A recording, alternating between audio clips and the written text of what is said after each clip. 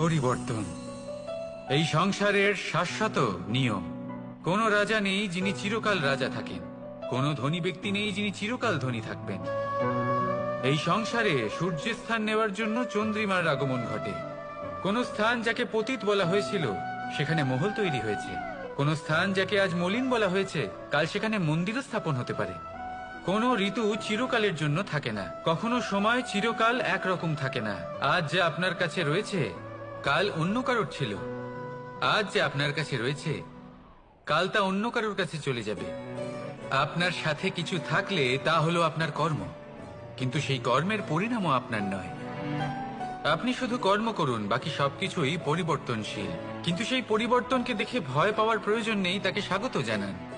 যদি আপনি হাসি মুখে সেই পরিবর্তনকে স্বাগত জানান, তাহলে এই পরিবর্তনও হাসি মুখে আপনার সাথে থাকবে। আসুন আমার সাথে